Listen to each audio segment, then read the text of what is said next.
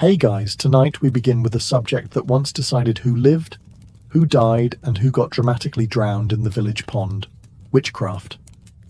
So before you get comfortable, take a moment to like the video and subscribe, but only if you genuinely enjoy what I do here. And let me know in the comments where you're tuning in from and what time it is for you. It's always fascinating to see who's joining us from around the world. Now dim the lights, maybe turn on a fan for that soft background hum, and let's ease into tonight's journey together. In today's world, owning a cat means you either love animals, have an allergy to commitment, or simply enjoy being judged silently while you eat snacks. But in the Middle Ages, your cat wasn't a quirky companion. It was hard evidence that you were in league with the devil, and it didn't even have to be black. Sure, black cats got the worst PR. They were considered Satan's preferred color scheme, but any cat was suspect. Cats, you see, were thought to be familiars, magical animal assistants gifted to witches by dark forces. Their main purpose? Spying on you, delivering your spells, and licking the blood of your enemies off their paws. Which, in fairness, sounds like a typical Tuesday for some cats. If you were seen feeding a cat, people might think you were sustaining your demon servant. If you let it curl up in your lap, clearly you were holding a private strategy meeting with your infernal advisor. And if you spoke to your cat, which of course everyone does, your neighbors might not hear, "Who's my little fluffy baby?" but "Go forth, destroy the barley crop, and make Agnes trip over her spinning wheel." The church wasn't much help in clearing the feline's name. In 1233, Pope Gregory IX issued a decree linking cats to devil worship. This sparked waves of cat killings in some towns, an act of religious zealotry that, in one of history's greatest ironies, may have made the Black Death worse. Fewer cats meant more rats meant more fleas meant more plague. And naturally, when the plague hit, guess who got blamed? That's right, witches. It was a self-sustaining paranoia loop. Even if you didn't own a cat, just having one hang around your house could raise eyebrows. Stray cats were basically furry accusations with tails. And if your cat scratched someone, leaving them bleeding, that was seen as a demonic attack. The only defense was convincing people that Mittens wasn't possessed. He was just a jerk, which, to be fair, is hard to argue. In the Middle Ages, knowing your way around a spice rack was fine, as long as your knowledge stopped at "salt makes things salty." Anything more advanced, and you were basically on a first-name basis with Lucifer. Herbs, especially medicinal ones, were deeply suspicious. If you could brew a tea that soothed a cough, you might have studied under a healer. But if it actually worked, you had clearly made a pact with the devil. See, medieval medicine relied on two things: prayer and bloodletting. And if your method didn't involve draining half the patient's fluids while muttering Latin, people assumed you had gotten your knowledge from a less heavenly source. The problem was that many women, especially midwives and older village healers, knew how to use plants for practical remedies. They could make salves for wounds, tinctures for fevers, and poultices for infections. To the average villager, this was impressive. To the local priest, this was suspiciously effective magic. It didn't help that some herbs had dual purposes. Chamomile could soothe an upset stomach, but also help someone sleep. Valerian could calm nerves, but also make people a little too calm if you used enough of it. And heaven forbid you knew about mandrake root, a plant so steeped in myth that digging it up was said to cause screaming that could kill you. Just owning some meant you probably used it to hex people in your spare time. Accusations often started small. You'd give a man a peppermint infusion for his indigestion. Later, he'd be seen feeling better, and instead of thanking you, someone would whisper, "That's not medicine. She's bewitched his insides." Next thing you know, you're on trial for sorcery, your entire garden being presented as Exhibit A. In fact, one of the more damning pieces of evidence in witch trials was the possession of an herb book, even if it was just a badly illustrated guide to which plants weren't edible. To the court, this wasn't education, it was a spell book in disguise. In the modern world, being left-handed just means you have a slightly harder time using scissors and will always smudge your handwriting. In the Middle Ages, it meant you were probably on Satan's payroll. The very word for left in Latin, sinister, eventually gave us the English word for evil. That's how deep the bias ran. Right-handedness was associated with order, goodness, and divine favor. Left-handedness? That was chaos, deception, and black magic. Basically, if God was right-handed, the devil was a southpaw. If you wrote with your left hand, you were writing backward. A suspicious skill that looked unnatural to medieval eyes. And let's be honest, medieval handwriting already looked like a series of arcane runes, so doing it left-handed probably looked like you were channeling dark forces. It didn't help that being left-handed made you stand out. People didn't like different in the Middle Ages. They liked exactly the same as the rest of us, so we can all sleep at night knowing nobody is secretly summoning storms. If you picked up a tool, a cup, or a weapon with your left hand, you might hear someone mutter, "Mark my words, that one's trouble." Church art didn't do you any favors either. In religious paintings, Christ was often shown blessing with his right hand, while devils, sinners, and the damned were depicted using their left. So if you so much as stirred a pot counterclockwise with your left hand, someone in the village might start pre-writing your confession. Even combat wasn't safe territory. If you fought with your left hand, people didn't think, "Oh, they're a skilled and unpredictable warrior." They thought, only a witch would switch the sword to their bad hand and still win. Which is flattering, but also life-threatening. Parents sometimes tried to fix left-handed children by tying their left hand behind their back until they learned to use the good one. And if that didn't work, well, there was always the whispering and side-eye at church. Today, talking to yourself just means you're either working through a problem, practicing a conversation, or realizing too late that people can hear you through your earbuds. In the Middle Ages, it meant you were casting a spell, probably on the person who overheard you. Self-talk in a medieval village wasn't a harmless habit. If you muttered while walking, people assumed you were whispering incantations to unseen spirits. If you did it near someone's house, well, congratulations. You just cursed their entire family and their goats. It didn't help that life back then was really quiet. No traffic noise, no TVs, no podcasts to mask your mumbling. If you whispered to yourself while feeding chickens, someone across the lane could hear every syllable and probably mishear it. "Please lay eggs" became "release the plague." Superstition thrived on coincidence. Say you're walking home, muttering about how you wish the wind would stop rattling your shutters. That night, the wind dies down. The next morning, you wake up to a knock on your door. It's the local priest, here to ask why you're controlling the weather without permission. Even prayer could backfire. Whispering a personal prayer outside of church? Dangerous. Unless it was supervised Latin in front of a priest, your words were assumed to be suspicious. Private devotion looked a lot like private spell work. Talking to animals was even worse. Sure, you might just be telling your cow she's a good girl, but to the average medieval gossip, you were commanding your demonic familiar to do your bidding. And cats? Don't even get me started. You could be discussing dinner plans and someone would insist you were instructing your feline to hex the miller's wife. People didn't need much to confirm their suspicions.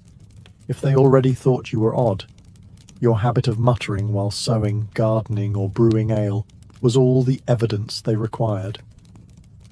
In some trials, witnesses even testified to hearing strange words, which could have been anything from a made-up tune to your grocery list. In the Middle Ages, your social life was less about personality and more about avoiding the executioner's list. Too many friends? You were obviously bewitching people into liking you. Too few friends? You were obviously cursing anyone who came near you. It was a flawless system, if the goal was to make everyone paranoid. If you were unusually popular, people assumed it wasn't because you were charming, funny, or had the good bread recipe. No, you were enchanting people. Literally. How else could you explain half the village showing up to help you thatch your roof when they wouldn't even help their own cousins? Clearly, you'd been brewing love potions and sprinkling them into the communal ale. On the other hand, if you preferred to keep to yourself, the suspicion meter cranked up just as fast. Living quietly, avoiding gossip, and tending your own business. That was practically a written confession. Solitary people made perfect scapegoats for misfortunes. When the mill broke, the sheep got sick, or the baker's wife tripped over a chicken, someone would say, "Well, you know who never comes to festivals." Festivals were especially dangerous. If you danced too well, you were tempting men with your wicked moves. If you didn't dance at all, you were silently cursing the dancers. If you left early, you were sneaking home to perform rituals under the moonlight. And if you stayed until the end, you were gathering gossip for your next hex. Even family ties couldn't save you. If your relatives were popular, people might say you were leeching off their good reputation through magic. If your relatives were disliked, well, witchcraft clearly ran in the bloodline. The worst part was, you couldn't really change how you were perceived. Trying to even things out only made you look more suspicious. Go from shy to social? You'd been converted by dark forces. Go from social to quiet? You'd made a new pact and were plotting something big. In the Middle Ages, midwifery was one of the few respected roles a woman could have. Respected, that is, right up until something went wrong. Then it instantly became witchcraft in disguise. A midwife's job was to deliver babies, and given medieval survival rates, this was about as safe and predictable as juggling lit torches while blindfolded. If the baby and mother survived, clearly you'd called on dark powers to grant them life. If the baby didn't survive, clearly you'd sacrificed it to those same dark powers. It was a win-win for the accusers. The paranoia ran deep. Birth was dangerous in the Middle Ages, and no one understood biology well enough to separate bad luck from intentional malice. Complications like breech births, infections, or postpartum bleeding were common, and since someone had to be blamed, the midwife was the easiest target. It didn't help that midwives knew about herbs and remedies to ease pain or speed labour. These were often the same herbs used in other suspicious activities, so a birthing tonic looked a lot like a witch's brew, and heaven forbid you used anything unusual, like chanting, gentle massage, or, worst of all, boiled water. Such extravagance was proof you were doing something unnatural. Midwives also saw a lot of, well, everything. They knew private details about families, including who had been pregnant, who mysteriously wasn't anymore, and which child bore a suspicious resemblance to the blacksmith instead of the husband. This kind of knowledge made people nervous. In a society where gossip travelled faster than disease, she knows too much could quickly turn into she knows too much because she talks to demons. Sometimes, the accusation didn't even start with the family involved. A jealous rival, a spurned suitor, or a cranky neighbour could accuse a midwife of witchcraft simply to ruin her livelihood. All it took was one bad outcome, or one healthy baby whose parents didn't like you, and the whispers began. In the Middle Ages, meteorology wasn't a science, it was a blame game. And if a storm, frost, drought, or oddly shaped cloud happened near your home, the explanation was simple. You did it. It didn't matter that weather patterns were beyond anyone's control. If hail flattened the barley crop, someone had to be responsible. And you, with your slightly odd habits and unfortunate location, fit the bill perfectly. A lightning strike in your yard? Proof that you were summoning fire from the heavens? A late frost just before planting season? Clearly you'd whispered to the moon to ruin the harvest. Rain was particularly suspicious. Too much of it and you'd summoned floods. Too little and you'd bound the clouds. The fact that you benefited just as little from bad weather as everyone else didn't matter. Logic was optional. Some accusations were hilariously specific. In parts of Europe, it was believed witches could milk storm clouds the way farmers milked cows. If a sudden downpour hit after you'd been seen in the fields, people assumed you'd been squeezing rain out of the sky for personal gain. And by personal gain, they meant evil purposes nobody could quite define. Travelers could make things worse. If they passed through and claimed, "The weather was fine until I reached this village," congratulations, you were now the village's climate control suspect. No one questioned the traveler's honesty, because why would a stranger ever lie? Church sermons also fanned the flames. Priests sometimes preached that witches could steer storms to punish sinners or protect their own crops. So if your garden looked better than your neighbour's after a season of bad weather, you might as well start packing for your trial. Your only real defence was luck, and not living near any major weather events. But in a time before accurate forecasting, that was like trying to avoid puddles while walking blindfolded through a rainstorm. Eventually, nature would turn against you, and the villagers would follow. In the Middle Ages, your skin wasn't just skin. It was evidence.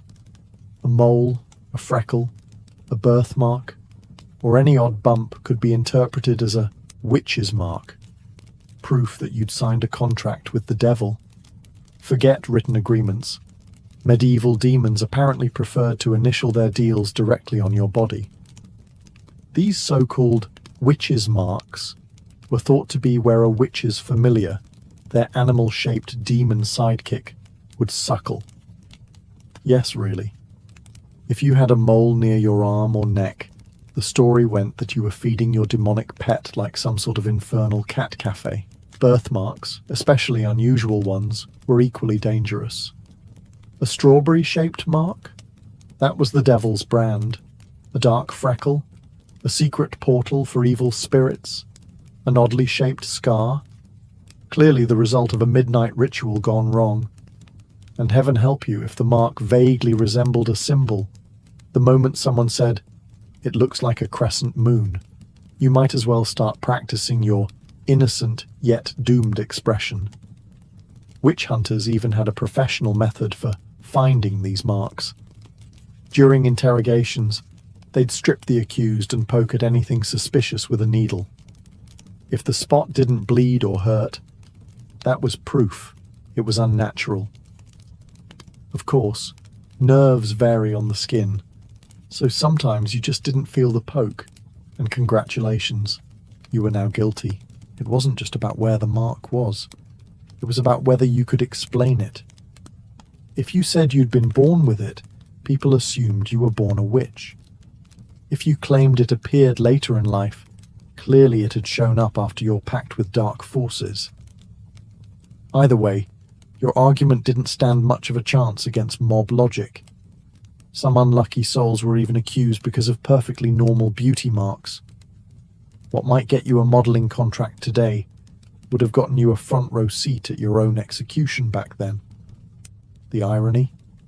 Those same marks were sometimes considered lucky in other cultures, but medieval Europe wasn't exactly known for embracing alternative viewpoints. In the Middle Ages, medicine was basically a coin toss, except the coin was weighted heavily toward death. Recovery was slow, painful, and often more dangerous than the original illness. So if you healed someone quickly, You clearly weren't following the approved medieval medical procedure. Bleed them, pray over them, and hope they didn't die of an infection from the leeches. The logic went like this. Illness came from God, either as a test or a punishment.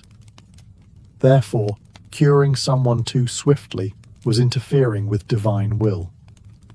If you managed to fix a fever overnight, that wasn't a blessing. It was sorcery. This put healers in a bind. If they worked slowly and patients suffered, they were just doing their job. But if they worked too efficiently, they were meddling in unnatural ways. It was the medieval version of no good deed goes unpunished. Herbalists were especially at risk. A tea made from willow bark could bring down a fever in hours. And since no one understood it contained a natural painkiller, basically medieval aspirin, people assumed the only explanation was magic. And not the fun, sparkly kind, the kind that came with pitchforks and torches. Even pure coincidence could doom you. Let's say the baker's wife has been bedridden for a week, and you bring her some soup. She drinks it, feels better, and gets up the next morning. Instead of thanking you, she and half the village are now debating whether you used a resurrection spell. Congratulations, your chicken broth is now legally a curse, and heaven forbid you healed someone the local priest didn't like. If the patient was unpopular, their recovery might be seen as proof you were helping the wrong sort of people. Suddenly, you weren't just a witch. You were in league with the village troublemakers too. To make matters worse, some healers did keep their recipes secret, not because they were magical, but because they didn't want others stealing their trade. Unfortunately, secrecy was all the proof anyone needed to accuse you of occult knowledge. In the Middle Ages, life expectancy wasn't exactly generous, but that didn't mean you could get away with your husband dying too soon. If you found yourself widowed at a young age, the villagers weren't going to say, "What a tragedy." They were going to say, convenient. Marriage back then was a practical arrangement. A husband's death often meant property changing hands, debts vanishing, and, most suspicious of all, a woman suddenly having more independence than was considered safe. In a society terrified of women making their own decisions, being a young widow was practically an engraved invitation for witchcraft accusations. If your husband had been ill for months, it was suspicious. You'd let the sickness linger so you could inherit his land. If he died suddenly, that was even worse. Clearly you'd poisoned his ale or whispered him into the grave with some bedtime hex. And of course, the condition of your late husband's soul was also up for debate. If he died peacefully, you'd lulled him into the afterlife with your dark charms. If he died screaming, well, you were obviously dragging him to hell personally. No matter the details, you were at fault. Even your behavior after the funeral could make things worse. If you grieved too little, you were cold-hearted and probably thrilled to be rid of him. If you grieved too much, you were overcompensating to hide your guilt. If you moved on quickly, you'd clearly planned the whole thing. And if you didn't remarry, you were probably living off the devil's pension. Some widows were accused simply because they had the audacity to survive their husbands. In an age when men were seen as protectors, a woman doing just fine on her own meant she must have unnatural help. Spoiler: unnatural help was code for witchcraft. Of course, widowed men didn't face this same scrutiny. If a man remarried 3 weeks after his wife's funeral, people said, well, he needs someone to cook for him. If a woman remarried quickly, she was labelled a black widow, sometimes literally. In the Middle Ages, unusual was a very low bar. Something as simple as a strange-looking spoon, a shiny rock, or a book you couldn't read could land you in front of the local magistrate, explaining why you weren't in league with the devil. The rule of thumb was simple. If people didn't recognize it, it was dangerous. And since most villagers' experience with technology stopped at the plough, that covered quite a lot. A compass? Witchcraft? A magnifying glass? Sorcery? A seashell? Even if you lived hundreds of miles from the coast? Obviously a cursed object from a mermaid you'd bribed with your soul. Jewelry was especially risky. If you wore a ring with an unfamiliar design, people assumed it was a talisman that let you summon storms or read minds. And heaven help you if it was engraved in a language no one recognized, even if it was just bad Latin from the local blacksmith who thought he was clever. Books were even worse.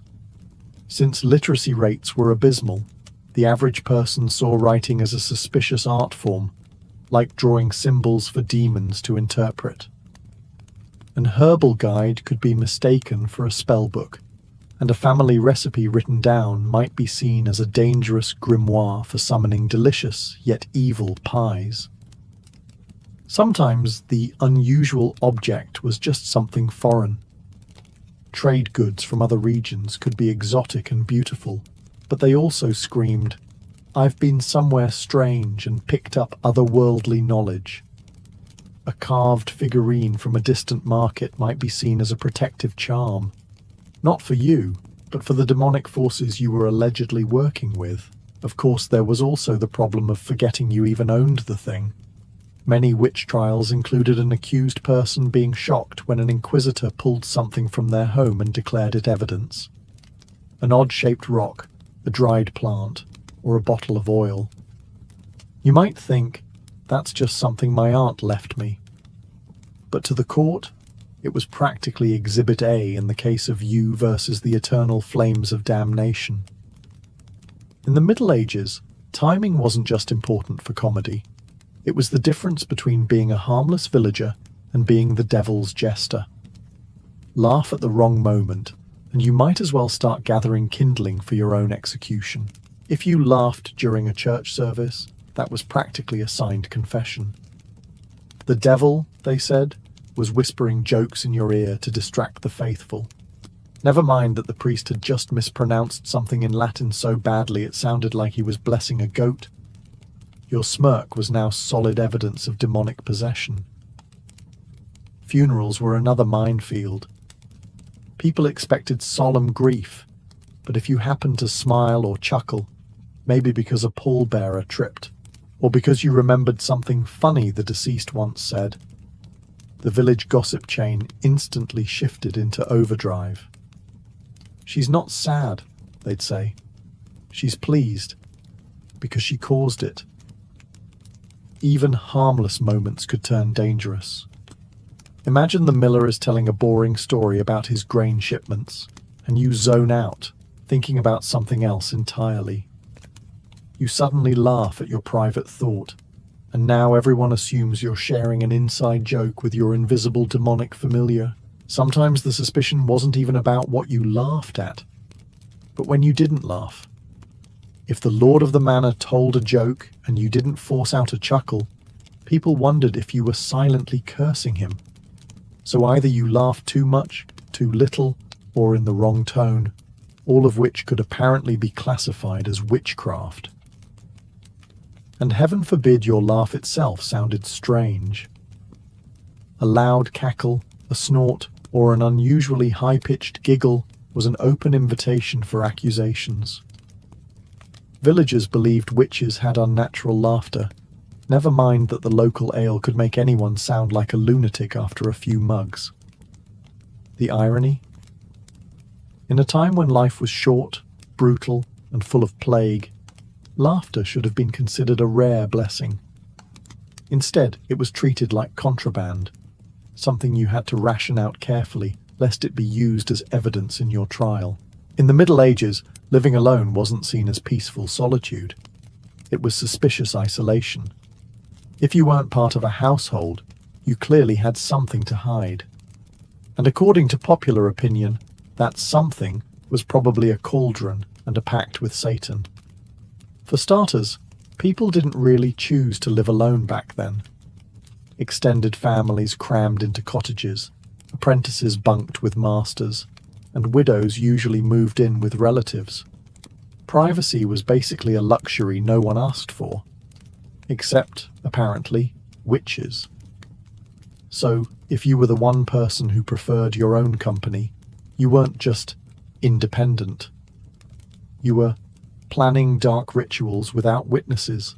Your living situation became even more suspicious if your home was on the edge of the village or in the woods.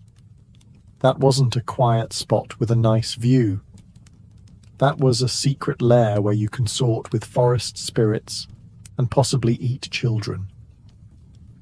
Never mind that the main reason you lived there was probably because rent was cheaper and the neighbors didn't steal your firewood.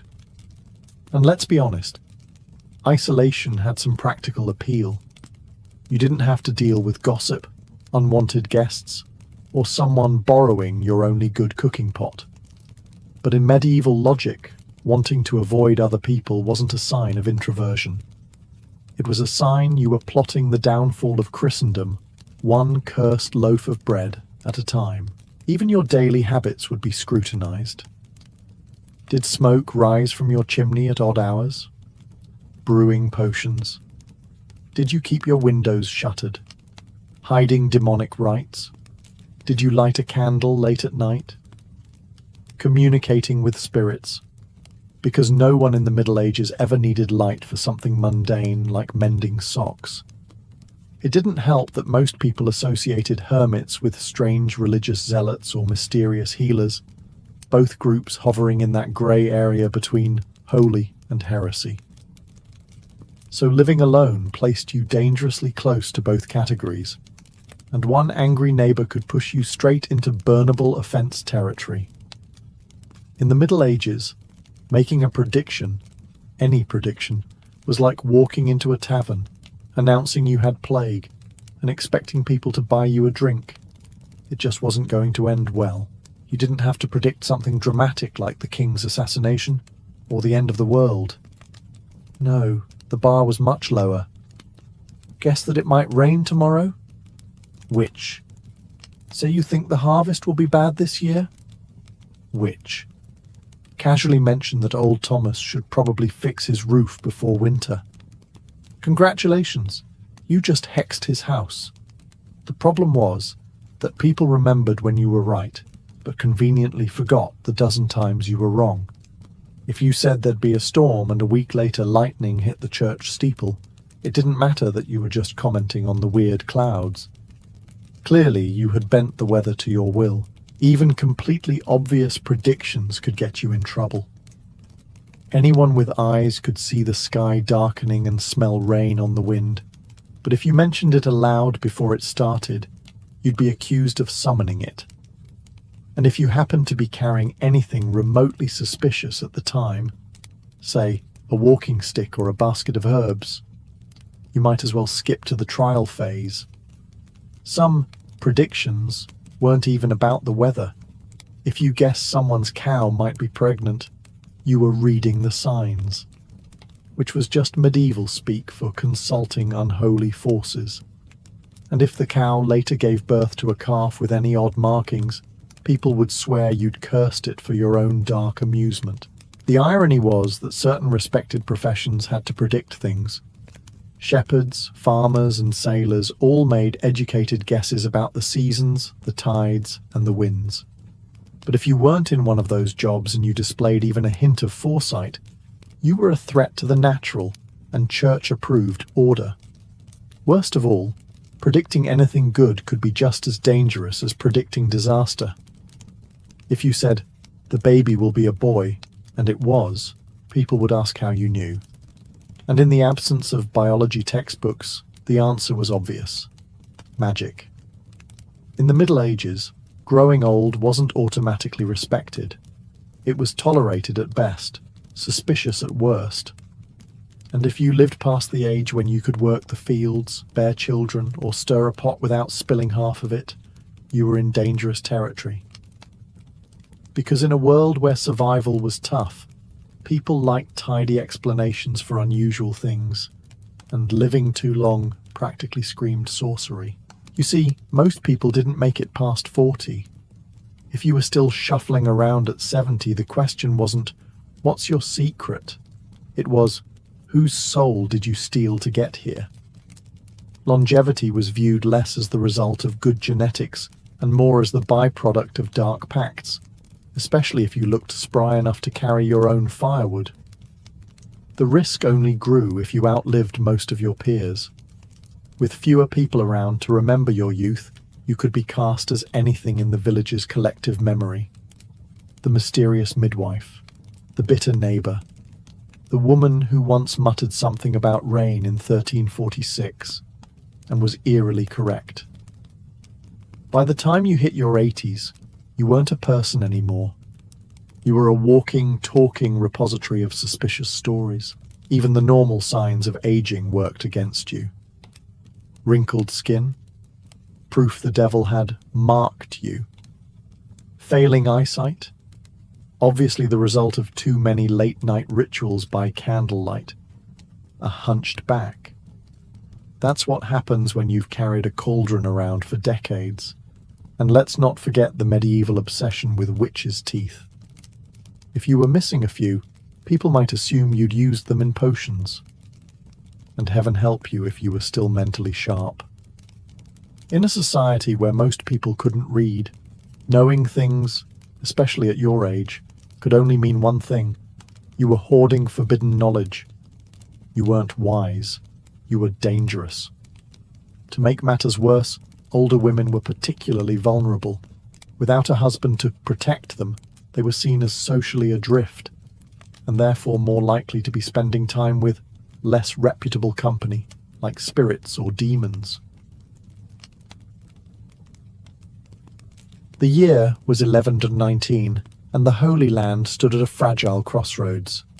The First Crusade had ended 2 decades earlier, leaving a scattering of Christian-held territories in a region still brimming with hostility.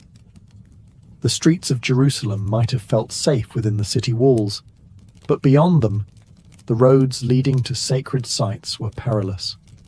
Pilgrims, poor farmers, noble ladies, even repentant knights, were being ambushed by bandits, enslaved by raiders, or simply killed for their meager possessions. Every journey to the Holy Sepulchre risked becoming a one-way trip. Into this dangerous world stepped a French knight named Hugues de Payan. A man of deep piety but also clear-eyed practicality, Hugues saw that swords could serve Christ as well as prayers. With 8 fellow knights, he swore a solemn oath in the presence of the Patriarch of Jerusalem, to live as monks, to fight as soldiers, and above all, to protect pilgrims making their way to holy places. This was no small commitment. The men renounced personal wealth, took vows of poverty, chastity, and obedience, and pledged their lives to a cause that could end at any roadside ambush. Their headquarters was no ordinary lodging. King Baldwin II granted them quarters on the Temple Mount, in a wing of the former Al-Aqsa Mosque, believed by crusaders to stand on the site of King Solomon's temple. From this sacred location, the knights took their name, the poor fellow soldiers of Christ and of the Temple of Solomon, or simply the Knights Templar. Their appearance was stark and symbolic, a plain white mantle for purity, marked with a bold red cross for martyrdom. They were not wandering mercenaries. They were an armed brotherhood, accountable only to the Pope himself. This made them immune from local political squabbles, a fact that would both empower them and, in time, make them dangerous to their enemies. In their early years, the Templars were few in number and modest in resources, relying on donations from nobles in Europe who saw them as the Church's sword arm in the East. But word of their courage began to spread. Pilgrims spoke of white-cloaked knights riding fearlessly into danger, cutting through ambushes like avenging angels. In an age when faith and war were inseparable, the Templars embodied both. Holy men who carried Bibles in their hearts and steel in their hands. It was the beginning of an order that would grow far beyond its humble origins, building a legacy of castles, wealth, and mystery that would haunt history for centuries. Long before swords were drawn in the Holy Land, another group had already planted its roots in Jerusalem, not as warriors, but as caregivers. The Order of the Knights of the Hospital of St. John of Jerusalem, later known simply as the Hospitallers, began in the 11th century as a humble brotherhood, tending to sick and weary pilgrims.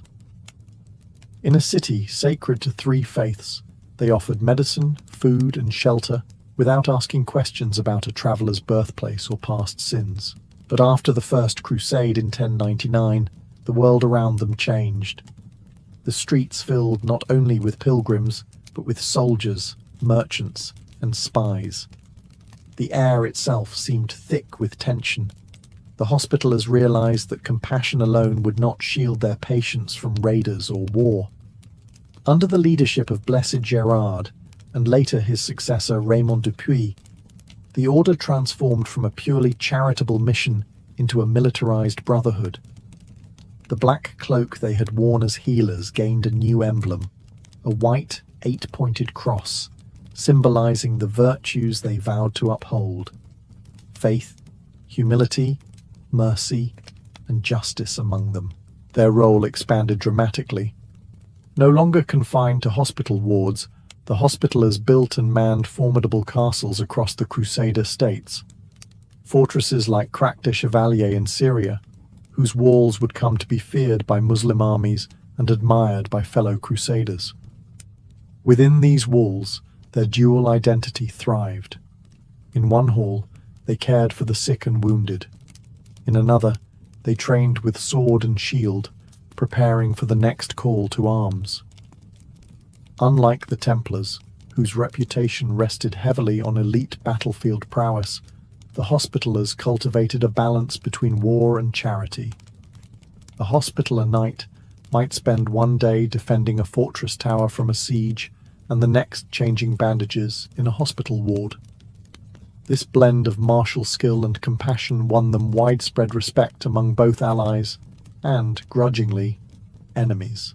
Papal recognition in 1113 cemented their independence, placing them under the direct authority of the Pope, free from local rulers' control.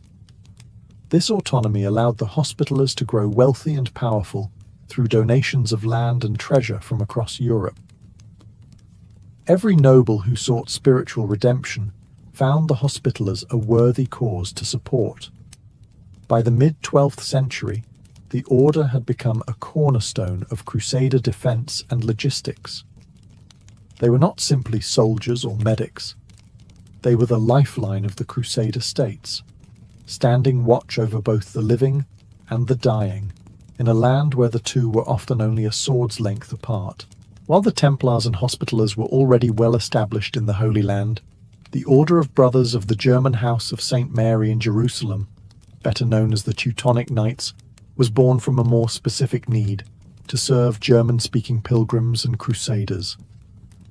The year was 1190, and the Third Crusade was raging. Outside the besieged city of Acre, the conditions were grim. Disease, heat, and wounds claimed more lives than swords. Among the chaos, a group of merchants from Lübeck and Bremen erected a field hospital under a simple tent of ship sails. Its mission was humble but vital: to care for their countrymen in a foreign land where language barriers could mean the difference between life and death. What began as a makeshift infirmary soon grew into a recognized order. In 1198, under the blessing of Pope Innocent III, the Teutonic Knights were formally established as a military monastic order, blending the Hospitallers' healing mission with the Templars' martial discipline. Their habit was striking: a white mantle bearing a bold black cross, a stark contrast to the sunburnt sands of the Levant. Initially, their numbers were small, and their influence limited compared to the older orders. But they had one advantage: strong ties to the Holy Roman Empire. Many of their recruits were seasoned German knights, loyal to their homeland's rulers and eager to carry imperial prestige into the Crusader states. They built hospitals, fortified outposts, and joined major campaigns. often fighting alongside their Templar and Hospitaller counterparts. Yet the Holy Land would not be their final stage. The Teutonic Knights soon turned their gaze north and east, where pagan tribes still resisted Christianization. In the early 13th century, they embarked on the Baltic Crusades, carving out a crusader state along the shores of the Baltic Sea. There, they built towering castles of stone, imposed Christian rule, and engaged in decades of brutal warfare against the Prussians, Lithuanians, and Samogitians. In both the Holy Land and Europe, the Teutonic Knights combined fierce military campaigns with an organized, almost bureaucratic approach to governance. They were not just warriors, they were colonizers, administrators, and master builders. Their order's rigid discipline, German efficiency, and unyielding faith made them a formidable force, admired by allies, feared by foes. Though their origins lay in a small hospital tent outside Acre, the Teutonic Knights would grow into one of the most powerful and enduring military orders of the medieval world, leaving a legacy of stone fortresses and contested frontiers. Though the Templars, Hospitallers, and Teutonic Knights differed in origins and missions, they were bound together by a common foundation, the monastic rule that shaped their lives. Joining one of these orders meant more than picking up a sword. It was a total surrender of personal freedom to a life of obedience, discipline, and faith. A recruit, often a knight of noble birth, would renounce all personal wealth upon admission. Lands, titles, and income were handed over to the order, leaving him with nothing but the clothes on his back and the weapons issued to him. In exchange, he received the habit of the order. For Templars, the white mantle with its red cross. For Hospitallers, the black cloak with a white cross. For Teutonic Knights, the white with black. These garments were not simply uniforms. They were symbols of vows taken before God. Life within the order followed a strict rhythm. Days began and ended with prayer, often in the chill of a candlelit chapel. Meals were eaten in silence while scripture was read aloud, a reminder that the knight's body was fed for one reason only, to serve God in battle or charity. Luxuries were forbidden. No hunting for sport, no decorative armor, no brightly colored clothing. Horses were shared between knights, and personal servants were strictly limited. Even letters from home could be inspected by superiors to prevent distraction from the mission. Above all, knights were expected to live by the 3 monastic vows: poverty, owning nothing for themselves; chastity, forgoing marriage and family; and obedience, carrying out orders without hesitation. But to these vows, the military orders added another: the defense of Christendom, even to the point of martyrdom. A knight was to stand his ground against the enemy, never fleeing unless ordered, and to protect pilgrims, widows, and orphans from harm. Breaking these rules could mean harsh penance, fasting, public humiliation, or even expulsion from the order. Yet the discipline forged by this code created some of the most feared and respected warriors of the medieval world. Their enemies might see them as fanatics, but to fellow Christians, they were holy champions, steel-clad monks who served not for gold or glory, but for the salvation of souls. It was this strict code that allowed small groups of knights to hold fortresses against armies many times their size, to march into hopeless battles without fear, and to inspire awe across Europe and the Middle East. The code was their strength, and in some ways, the seed of their eventual downfall. The Crusader orders did not simply patrol roads or guard gates. They reshaped the very landscape of the medieval Near East. Castles were their lifeblood, both symbols of power and anchors of survival in a hostile land. For the Templars, Hospitallers, and Teutonic Knights, these fortresses were more than military bases. They were centers of administration, supply depots, and rallying points for Christian defense. One of the most legendary was Crac des Chevaliers, a Hospitaller stronghold in modern-day Syria. Perched high on a hill, it looked almost like a city unto itself. Massive concentric walls, deep moats, and towers that could rain death on any approaching army. It could house thousands, store years' worth of supplies, and withstand siege engines for months. Even the great Muslim leader Saladin avoided a direct assault, knowing it would drain his forces. The Templars had their own chain of fortresses, each strategically placed to guard key routes. Safed, Tortosa, and the coastal stronghold of Chateau Pèlerin bristled with high walls and angular defences designed to deflect stones and arrows. Inside, they contained chapels, barracks, storerooms, and cisterns to collect rainwater. Every inch planned for the long grind of siege warfare. The Teutonic Knights, though less prominent in the Levant, would make their architectural mark in the Baltic. Their castles in Prussia and Livonia were not just fortresses, but symbols of colonization, built in stark brick and stone, dominating the surrounding countryside. Structures like Marienburg Castle in modern Poland became administrative capitals, housing not only soldiers, but also officials, scribes, and treasuries. These castles were rarely built for beauty, yet their imposing presence inspired awe and dread alike. Walls could be 10 meters thick, gates reinforced with iron, and towers positioned to allow crossfire on attackers. Inside, the layout reflected the dual life of the orders. Chapels for prayer stood beside armories stacked with weapons. Kitchens and refectories supported daily life, while underground storerooms held enough grain and salted meat to last through years of isolation. Maintaining these fortresses was a monumental task. Supplies had to be shipped from Europe, skilled masons and engineers employed, and garrisons kept ready for sudden attacks. But in a world where alliances shifted quickly and borders were drawn in blood, the castles of the Crusader orders were unyielding anchors, visible proof that faith, steel, and stone could hold back the tide of enemies. Though the Crusader orders were born in vows of poverty, their influence soon made them some of the wealthiest institutions in medieval Christendom.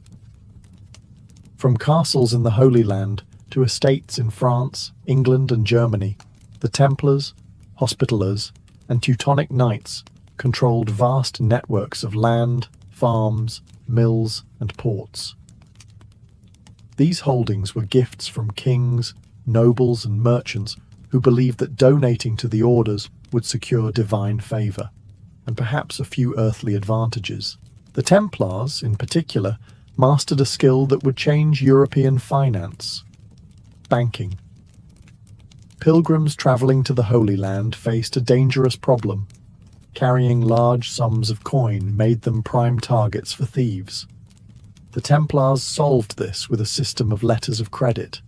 A pilgrim could deposit funds at a Templar preceptory in Europe, receive a written note, and then withdraw the equivalent in the East. This not only kept the pilgrim safe, but also allowed the Templars to transfer and invest funds on a massive scale. Soon, kings themselves began using Templar treasuries. The order became bankers to monarchs, financing wars, managing royal revenues, and safeguarding national treasures. Their network of fortresses doubled as secure vaults, each garrison a heavily armed branch office. The Hospitallers, though less involved in banking, accumulated their own immense resources through rents, agricultural production, and the spoils of war. Their estates in Europe funded hospitals, castles, and fleets, ensuring their military and charitable work never lacked supplies. The Teutonic Knights, operating in the Baltic, built a self-sustaining economy from conquered lands, levying taxes, monopolizing trade routes, and exploiting resources like amber, a luxury commodity in medieval Europe. Wealth brought undeniable advantages: better armor, stronger castles, and the ability to hire skilled mercenaries when manpower ran short. But it also drew suspicion.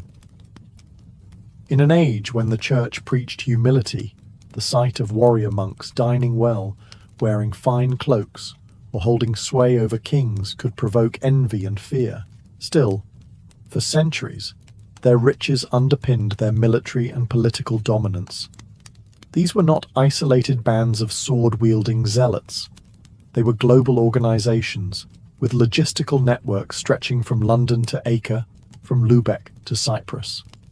Their coin could buy ships, armies, and influence, making them as much a force in medieval politics as on the battlefield. In the Crusader era, gold and faith marched hand in hand, and the military orders knew better than anyone how to wield both. The military orders were forged in the crucible of war, and their reputations were sealed on blood-soaked battlefields. From the Levant to the Baltic, the Templars, Hospitallers, and Teutonic Knights fought in some of the most desperate campaigns of the medieval world, often as the shock troops who could turn the tide, or as the last to stand when all hope was gone. One of the Templars' most famous moments came at the Battle of Montgisard in 1177. King Baldwin IV of Jerusalem, stricken with leprosy, led a vastly outnumbered force against Saladin's army. The Templars charged with ruthless precision, shattering the Muslim vanguard and throwing Saladin's ranks into chaos. The victory was a stunning display of discipline over numbers, cementing the Templars' legend as fearless warriors. The Hospitallers earned their own immortal glory during the Siege of Rhodes in 1480, centuries after the loss of the Holy Land. Facing a massive Ottoman fleet and tens of thousands of soldiers, the Hospitallers held out for weeks, their walls battered but unbroken. Every breach was met with sword and shield, and their blend of medical care and martial ferocity kept the defenders fighting even as casualties mounted. The Teutonic Knights, meanwhile, shifted the theatre of war northward. Their defining moment came at the Battle of Grunwald in 1410, when they faced a combined Polish-Lithuanian force. The clash was one of the largest in medieval Europe, and for the Teutonic Order, it ended in disaster. Their Grand Master fell, thousands of knights lay dead, and their power in the Baltic began to wane. Yet even in defeat, their disciplined formations and heavy cavalry charges were remembered as models of medieval warfare. The orders also played crucial roles in less famous but equally vital campaigns, defending supply lines in the Holy Land, escorting pilgrims through enemy territory, and launching raids deep into hostile lands to disrupt enemy logistics. Their mobility, training, and iron discipline allowed them to fight both in open-field battles and in grueling sieges, adapting to terrain and circumstance. In victory, they were hailed as God's champions. In defeat, they were martyred in the eyes of their supporters. Their banners, whether bearing the red cross, the white eight-pointed cross, or the black cross, became rallying points on battlefields from Jerusalem to Prussia. These campaigns, both glorious and tragic, carved the orders into the stone of history, not just as monks or warriors, but as symbols of an era when faith and war marched as one. The Crusader orders had been born in the age of the Great Crusades, but as the centuries passed, the world that had created them began to change. By the late 13th century, the Christian strongholds in the Holy Land were falling one by one. The Templars fought fiercely at Acre in 1291, but when the city fell, the last major Crusader outpost in the east was gone. The orders retreated to Cyprus, Rhodes, and eventually Malta. But the dream of a Christian kingdom of Jerusalem was over. Without their original mission, the orders faced an identity crisis. They still possessed immense wealth, vast lands in Europe, and powerful armies, but no longer fought for the same unifying cause that had made them indispensable. And in an age when kings grew wary of rivals, that made them dangerous. The Templars faced the harshest fate. In 1307, King Philip IV of France, deeply in debt to the order, moved against them with ruthless efficiency. On a single day, Templars across France were arrested, accused of heresy, blasphemy, and secret rites. Under torture, many confessed to impossible crimes. Pope Clement V, under Philip's pressure, dissolved the order in 1312. Its lands were seized, its leaders burned at the stake, and the once proud Red Cross vanished from the battlefields of Europe. The Hospitallers and Teutonic Knights survived longer, but not without decline. The Hospitallers relocated to Rhodes, becoming a naval power against the Ottomans, yet they never regained the scale of influence they once held. The Teutonic Knights suffered a crushing blow at Grunwald in 1410, and their Baltic Empire slowly crumbled under the pressure of rising nation-states and the Protestant Reformation. By the 16th century, the great age of the crusading orders was over. Gunpowder had transformed warfare, making the towering stone castles that once symbolized their dominance increasingly obsolete. Monarchs now commanded standing armies, reducing the need for independent knightly orders. Yet their decline was not merely military, it was political. In an era when centralized power was everything, independent institutions with their own armies, fortresses, and treasuries could not survive without the favor of kings. For some, like the Templars, that favor vanished overnight. For others, it faded slowly, replaced by suspicion, envy, and the shifting priorities of a Europe entering the Renaissance. The legacy of the orders would live on, but their golden age, when a knight could be both monk and warrior, banker and builder, was gone forever. The fall of the great Crusader orders did not end their story. It transformed it. Stripped of their political power and military might, they entered a new battlefield. Memory, myth, and legend. Over the centuries, the names of the Templars, Hospitallers, and Teutonic Knights would echo not just in history books, but in whispered rumors, romantic tales, and conspiracy theories. The Templars became the most enduring in popular imagination. Their sudden destruction in 1312, their wealth disappearing into shadow, and the haunting execution of Grand Master Jacques de Molay, who, according to legend, cursed King Philip and the Pope as he burned, created fertile ground for speculation. Stories emerged of hidden treasure, secret knowledge, and ties to the Holy Grail. From medieval romances to modern novels, the Templars have been recast as guardians of sacred relics, keepers of forbidden truths, or victims of a colossal injustice. The Hospitallers took a different path. Though they no longer ruled vast Crusader states, they endured by adapting. As the sovereign military order of Malta, they continued their tradition of charity and medical care, their 8-pointed cross still recognized around the world. Even stripped of castles and armies, their legacy of service outlasted the empires that once sought their destruction. The Teutonic Knights too persisted. Though their Baltic Empire dissolved, the order survived as a religious and charitable institution. In modern times, they shifted from battlefield to philanthropy, their black cross still a reminder of their disciplined, if sometimes brutal, medieval origins. Legends surrounding these orders often blur the line between fact and fiction. Chroniclers exaggerated their deeds, enemies slandered them, and poets wove them into tales of romance and betrayal. The Templars' alleged connections to Freemasonry, the Hospitallers' secret diplomatic missions, and the Teutonic Knights' supposed lost relics all fed a centuries-long fascination. Their architectural legacy remains visible in stone fortresses scattered across Europe and the Middle East, Crac de Chevalier, Marienburg, and Chateau Pellerin, standing as monuments to a time when faith was defended with steel. Today, the crusading orders occupy a unique place in cultural memory. They are part history, part myth, symbols of both the piety and brutality of the medieval world.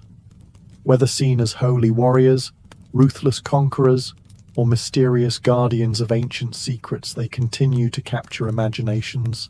Proof that, though their banners no longer fly in battle, the Crusader orders have never truly left the stage of history. The story of coffee in the Ottoman Empire begins not in Istanbul, but far to the south, in the rugged mountains of Yemen. By the early 16th century, Yemeni Sufi mystics had already been brewing the roasted beans as a way to stay awake during long nights of prayer. From the port of Mocha, this strange, dark drink began its journey northward, carried in the holds of merchant ships along the Red Sea trade routes. When coffee first reached the imperial capital, it was unlike anything the Ottomans had tasted before. Tea was not yet common, and wine was forbidden by Islamic law, so this bitter, aromatic brew occupied a unique space. It was neither intoxicating nor bland. It awakened the mind while keeping the body alert, making it a natural companion for conversation, reflection, and work. The earliest cups in Istanbul were served in the private chambers of the elite. Palace kitchens experimented with the drink, perfecting its preparation in small copper pots known as kezve, and serving it in delicate porcelain cups without handles. The Ottomans quickly elevated coffee to an art form. Finely ground beans were simmered slowly over low heat, often sweetened and sometimes spiced with cardamom. The brewing process became almost ceremonial, a performance in miniature. Coffee's arrival coincided with a period of intense cultural flourishing in the Ottoman capital. Istanbul in the mid-1500s was a melting pot of languages, faiths, and trades, its markets teeming with goods from 3 continents. Coffee fit perfectly into this cosmopolitan atmosphere. Merchants from Syria, Yemen, and Egypt found eager customers among Istanbul's residents, who were always keen to sample the latest luxury from abroad. At first, coffee remained a drink for the wealthy and well-connected. Bags of beans were expensive, and brewing required specialized utensils. But its popularity grew rapidly, and soon the demand outstripped the palace walls.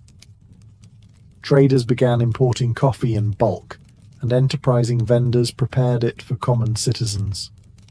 What had once been a rare indulgence of the court started appearing in workshops, markets, and street corners.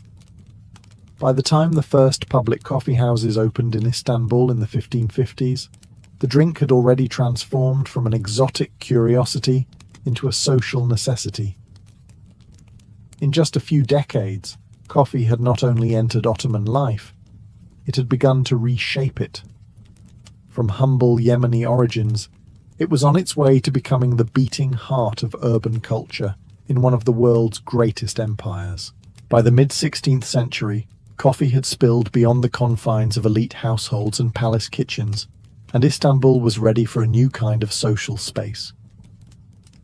The city's bustling streets, lined with spice markets, bathhouses, and mosques, now gained an entirely new fixture: the public coffee house. The earliest recorded establishments appeared around 1554, founded by 2 enterprising men from Aleppo and Damascus. They recognized that coffee was more than a drink. It was a reason for people to gather. In these modest shops, small copper pots simmered over glowing charcoal, filling the air with a rich, earthy aroma. Wooden benches lined the walls, and customers sat shoulder to shoulder, sipping from porcelain cups as they engaged in conversation, watched storytellers, or played backgammon. These coffee houses were revolutionary for Ottoman urban life.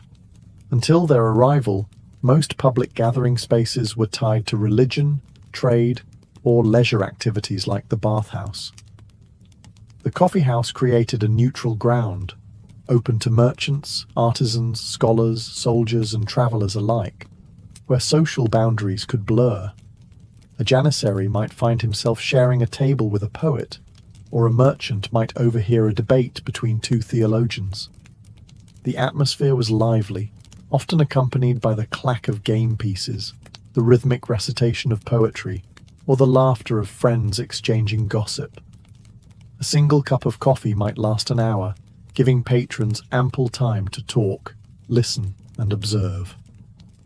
Unlike taverns, which served alcohol, coffee houses encouraged clear-headed discussion, making them safe havens for both spirited debate and quiet reflection. Coffee house owners quickly learned that the environment mattered as much as the drink. Many decorated their spaces with carpets, lamps, and calligraphy. Some hired musicians or storytellers to keep patrons entertained. Others became known for their particular brewing style or for adding unique spices to the coffee. It didn't take long for these establishments to spread across the empire.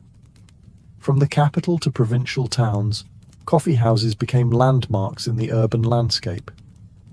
They served as morning meeting spots for tradesmen, afternoon retreats for scholars, and nighttime stages for performers. But their openness also attracted attention from the authorities. Here, conversations could wander from harmless poetry to sharp political critique. Within just a few years of their rise, coffee houses would become both cherished centers of community and suspect arenas in the eyes of the state, a dual reputation that would follow them for centuries. From their earliest days, Ottoman coffee houses became more than places to drink coffee. They were stages for culture. In a city where literacy was prized but not universal, these spaces brought the arts to life through performance. The moment you stepped inside a well-known coffee house in Istanbul's Tahtakale or Üsküdar districts, you might be greeted not by a merchant calling for orders, but by the rhythmic, almost hypnotic voice of a storyteller. Storytellers, known as medders, were masters of the spoken word. With a cane in hand and a scarf over their shoulder, they shifted effortlessly between characters, mimicking voices and weaving tales drawn from Ottoman history, folklore, and the wider Islamic world. They could make sultans seem as human as a neighbor, and turn everyday mishaps into comedies that had the entire room laughing. Coffee houses gave these performers a platform, and in return, the medders gave coffee houses their soul. Poetry, too, thrived in these smoky rooms. Patrons recited verses by the great Ottoman poets like Baki and Fuzuli, or improvised their own in a spirit of friendly competition. Poetic duels, where two wordsmiths exchanged witty couplets on the spot, were as exciting as any backgammon match. The slow sipping of coffee seemed to encourage both the patience to listen and the creativity to speak. Music was another frequent guest. Some coffee houses became known for the soft strains of the oud or ney, their melodies blending with the low murmur of conversation and the clink of cups. In certain venues, shadow puppetry performances, karagos and hasivat, would draw crowds in the evenings, their playful banter and social satire making both children and adults laugh. These artistic gatherings blurred the lines between entertainment and education. Stories carried moral lessons, poems conveyed philosophical reflections, and songs preserved oral traditions. For many, the coffee house was not just a social venue, but an informal school, one where you could learn history, language, and wit without ever opening a book. As word of these vibrant gatherings spread, artists and intellectuals began to seek out coffee houses as places to test new ideas, refine their work, or simply find an audience. In this way, the Ottoman coffee house became a cultural hub, part theatre, part classroom, part salon, where creativity could thrive in the warm glow of oil lamps and the steady scent of freshly brewed coffee.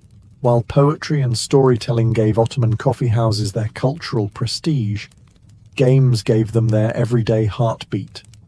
Step into one on a late afternoon, and you'd hear more than just the hum of conversation. You'd hear the sharp clack of backgammon pieces, the shuffle of playing cards, and bursts of laughter as friends teased each other over a well-played move. Backgammon, or tavla, reigned supreme. Its origins stretched back centuries, and in the Ottoman coffee house it became more than just a pastime. It was a display of wit and strategy. Old men hunched over boards like generals over battle maps, while younger players hovered nearby, learning tricks and debating the odds. The rhythmic roll of dice was as much a part of the coffeehouse soundscape as the simmering sesve. Chess also held a place of honor. Patrons who fancied themselves intellectuals would engage in slow, deliberate matches, drawing on tactics as old as Persia itself. A single game could stretch for hours, accompanied by sips of coffee and murmured analysis from onlookers. For many, these games were not just entertainment. They were a way to test one's mind, patience, and composure. Card games, often imported from Europe, added variety to the leisure mix, though they occasionally sparked moral debates. Some religious scholars frowned upon their association with gambling, yet in many coffeehouses they were played in a friendly spirit, with wagers limited to pride and bragging rights. Leisure in the coffeehouse extended beyond the games themselves.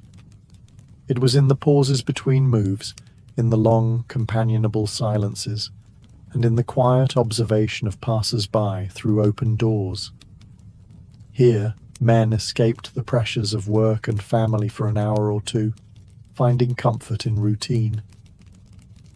Regulars had their favorite spots, and friendships deepened over countless shared cups. The coffeehouse was also a place where news was traded as quickly as gossip. Merchants shared rumors about market prices, travelers brought tales from distant provinces, and political developments often arrived here before they were formally announced. A game board might pause mid-match while a patron recounted a new decree from the palace or a scandal from the court. In the Ottoman coffeehouse, leisure was never idle. Every game, every chat, and every sip of coffee wove together into a rich tapestry of daily life, a blend of competition, camaraderie, and the unhurried pleasures that made these establishments indispensable to the rhythm of the city. As Ottoman coffeehouses flourished, they became more than cultural salons and gaming parlors. They evolved into political nerve centers. The same qualities that made them ideal for poetry and leisurely debate also made them perfect for the exchange of political ideas. In an empire that stretched across 3 continents, information traveled in fragments, rumors, and whispers, and the coffeehouse was where those fragments came together. Inside, merchants from the bazaar discussed changes in tax policy. Janissaries shared grievances about their pay, and clerks speculated on shifts in the Sultan's court. A single conversation might jump from the price of grain to the latest military campaign, weaving together local concerns with imperial affairs. The coffeehouse gave ordinary citizens, who had no place in the halls of power, a forum to voice opinions and measure the mood of the city. This openness, however, did not escape the attention of the authorities. Sultans and their viziers quickly recognized that coffeehouses could act as incubators for dissent. Political satire, woven subtly into a storyteller's tale or a shadow puppet play, could carry sharper criticism than any public speech. News, real or exaggerated, spread rapidly from one coffeehouse to another, often faster than the state could control. Some rulers tried to curb the influence of these establishments. In the 17th century, Sultan Murad IV famously banned coffee entirely, sending soldiers to patrol the streets for violators. The official reasoning was moral. Coffee was accused of fostering idleness and moral decay, but the underlying concern was its role in gathering politically minded crowds. Still, even under such bans, coffeehouses often operated in secret, their doors closing quickly at the sight of patrols, the aroma of brewing coffee hidden behind the smell of cooking. Despite intermittent crackdowns, the political life of the coffeehouse persisted. In many ways, it was the Ottoman equivalent of a public square combined with a newsroom. Ideas could be tested here, grievances aired, and alliances forged over shared cups. By the 18th century, The authorities realized that coffee houses were too deeply ingrained in urban life to eliminate. Instead, some rulers placed informants among the patrons, listening to the flow of conversation and reporting back to the palace. In this way, the coffee house remained both a symbol of free exchange and a reminder that in the Ottoman Empire, even the most casual conversation could carry weight in the corridors of power. One of the most remarkable features of the Ottoman coffee house was its ability to bring together people who, outside its doors, might never share the same space. In a society layered with social, economic, and professional divisions, the coffee house blurred boundaries in ways few other institutions could. A typical Istanbul coffee house in the 17th or 18th century might host an astonishing mix. A bearded imam pausing between lessons at the mosque, a wealthy silk merchant from the bazaar, a weathered sailor fresh from the docks, a janissary in full uniform, and a poet seeking inspiration. Here, they sat side by side on wooden benches, sipping from the same kind of cup, listening to the same storyteller, laughing at the same witty remark. This social mixing was partly due to coffee itself. Unlike wine, it carried no religious prohibition, and unlike lavish feasts, it was affordable to most city dwellers. A single serving cost little, making it accessible to apprentices, artisans, and laborers. At the same time, the refined preparation and elegant presentation appealed to scholars, officials, and members of the elite. Occupations often shaped coffeehouse clientele. Certain venues became unofficial headquarters for specific trades. Porters gathered in one, scribes in another, sailors in a third. Yet even in these specialized settings, visitors from outside the trade were welcome, drawn in by the warmth of the stove in winter or the cool shade in summer. Religious and ethnic diversity also played a role. In cosmopolitan cities like Istanbul, Aleppo, and Salonika, Muslims, Christians, and Jews sometimes shared the same coffee house, especially in neighborhoods where trade and travel brought communities into close contact. Though tensions could flare, the shared rituals of ordering, serving, and drinking coffee often smoothed over differences, at least for the length of a cup. This mingling of classes and communities was both the charm and the danger of the coffee house. For ordinary people, it offered a rare chance to hear perspectives far beyond their own circle. News from distant provinces, gossip from the palace, or philosophical musings from a learned stranger. For the authorities, however, the idea of janissaries chatting freely with merchants or artisans debating with scholars hinted at a dangerous leveling of social hierarchies. Still, it was precisely this blend of voices that gave the Ottoman coffee house its unique energy. Within its walls, status mattered less than wit, eloquence, and the ability to hold your own in conversation. A small but significant taste of equality in a hierarchical world. In the Ottoman Empire, the coffee house was a male-dominated space, a public stage where politics, games, and debates unfolded among men of all ranks. Women, by custom and social expectation, did not frequent these establishments. This absence has often led to the impression that coffee culture was an exclusively male domain, but the reality was more complex. Women were deeply involved in the culture of coffee, just in different settings. In the private sphere of the home, coffee played a central role in hospitality, courtship, and social visits. A young woman's skill at brewing coffee could even influence marriage prospects, and elaborate serving sets became prized possessions in a dowry. Female guests were served coffee in gilded cups, often alongside sweetmeats, and these intimate gatherings mirrored the conversational and leisurely spirit of the public coffee house, just without the public exposure. Some wealthier women participated in coffee culture through the imperial court. In the Topkapi Palace, elite women of the harem enjoyed coffee as a daily luxury, served by specialized coffee attendants. The harem's women, particularly the Valide Sultan and favored consorts, could influence politics indirectly, and coffee became one of many luxuries around which courtly intrigues and discussions took place. While it was rare for women to step into public coffee houses, there were exceptions. In cosmopolitan port cities or frontier towns, foreign women, particularly from Europe, sometimes visited out of curiosity, recorded in travellers' accounts as spectacles that surprised local patrons.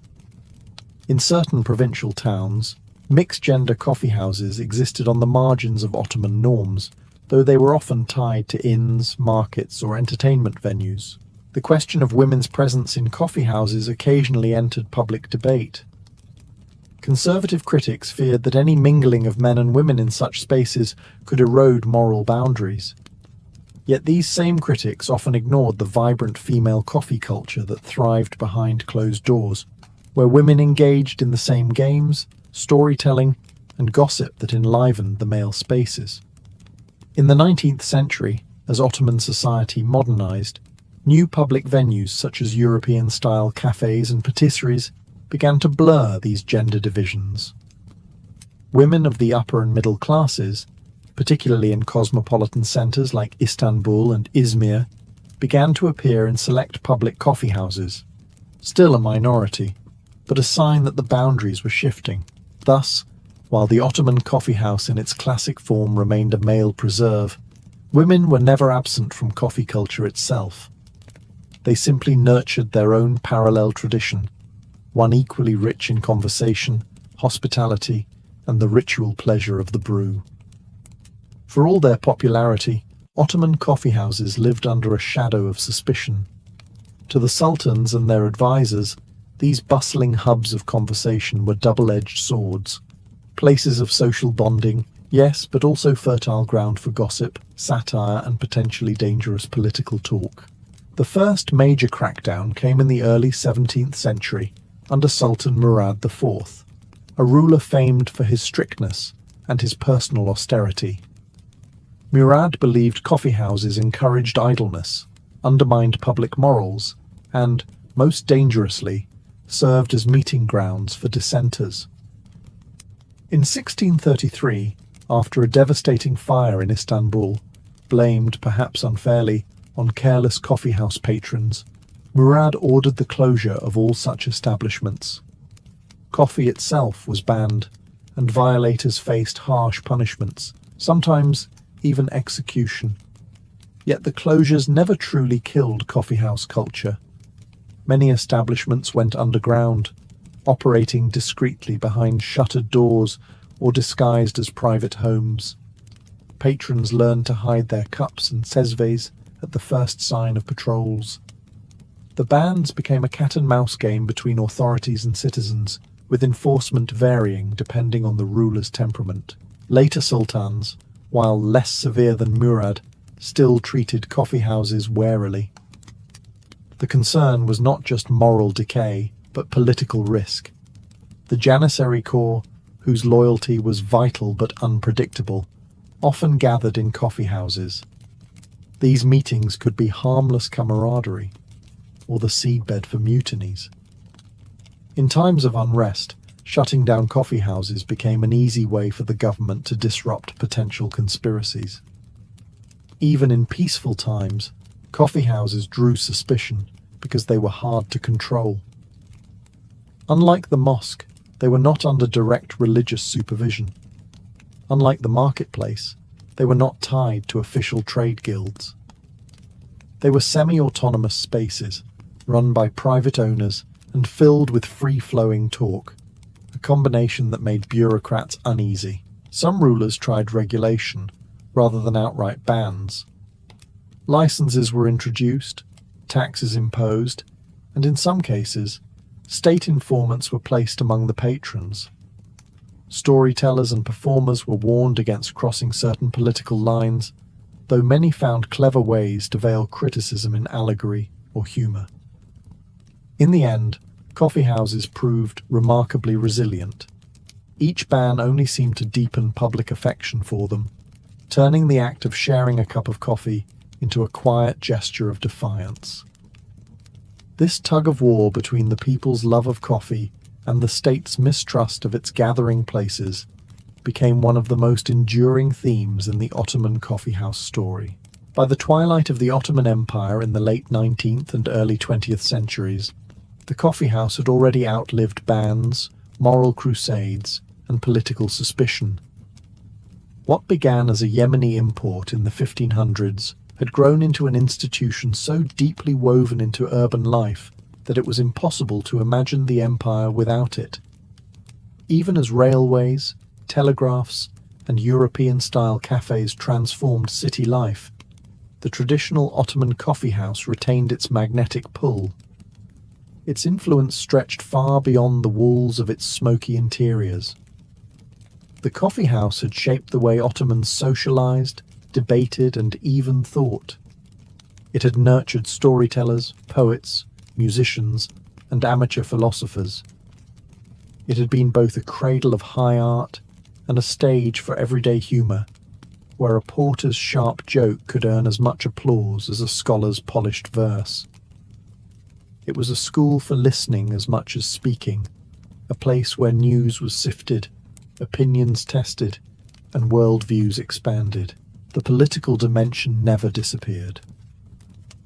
Even in the empire's final decades, coffee houses served as unofficial newsrooms, where discussions about constitutional reform, modernization, and the empire's place in a rapidly changing world could flow more freely than in official venues. Many of the ideas that would shape the early Turkish Republic and modern Middle Eastern politics were first debated over small porcelain cups in such spaces. Culturally, the Ottoman coffeehouse left an enduring mark on architecture, literature, and daily ritual. The image of men gathered under low-hanging lamps, smoke curling upward, dice clattering on wooden boards, and the scent of freshly brewed coffee lingering in the air became a defining scene of Ottoman urban identity.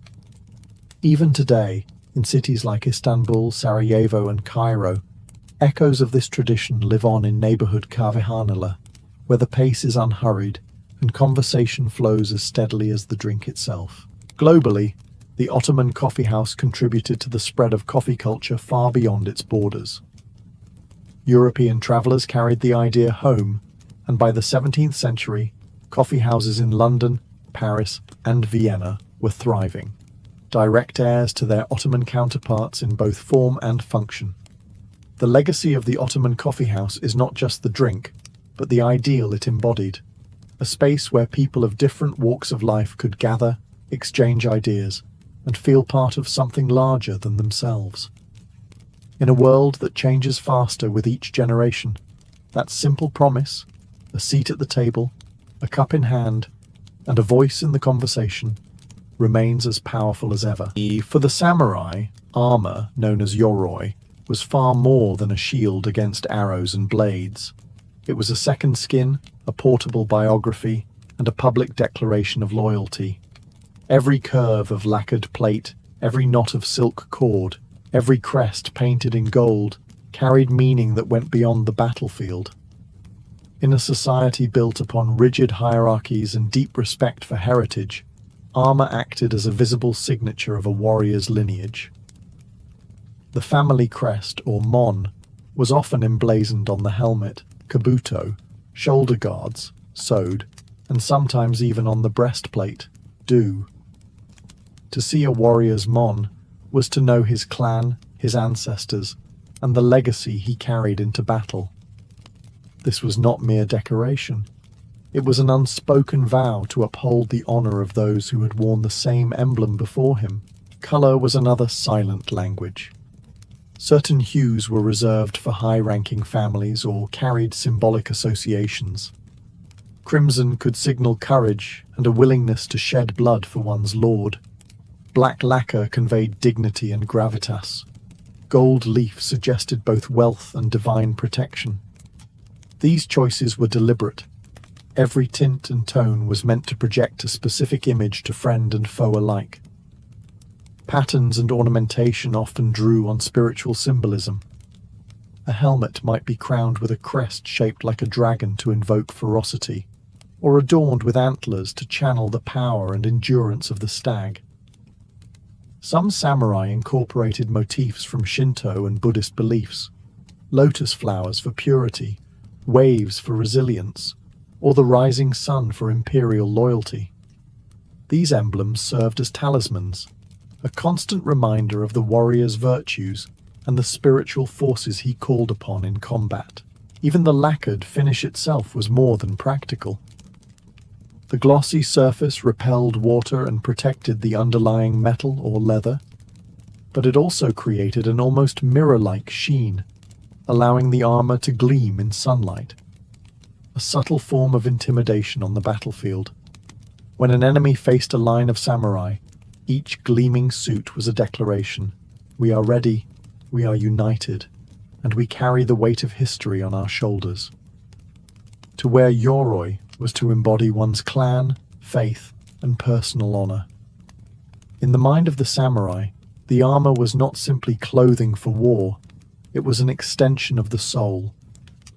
Removing it after battle was not just a matter of loosening cords, it was a return from a heightened state of being, where every plate and knot had transformed a man into the living image of his lineage. For the samurai, putting on armor was never done in haste. It was a deliberate, almost ceremonial act, one that could take an hour or more when done properly. This was not merely about strapping on protection. It was about mentally and spiritually crossing the threshold from daily life into the disciplined state of readiness for combat. The process often began with purification. Some warriors would wash their hands and face with clean water, or even perform brief Shinto rites to honor the kami, spirits, and seek their blessing. Others might recite a short Buddhist sutra for protection or focus silently on their breathing to steady the mind. Going into battle was not just a physical trial, it was a moral and spiritual one, and the act of donning armor was the gateway. Undergarments came first. A light cotton or silk kimono was worn next to the skin, providing comfort and a base layer to prevent chafing. Over this, a padded jacket, shitage, and hidate, thigh guards, would be fitted. These pieces ensured that the heavier plates could be worn for hours without exhausting the body. Each layer was tied with precision, the cords adjusted so they would not loosen in the chaos of battle.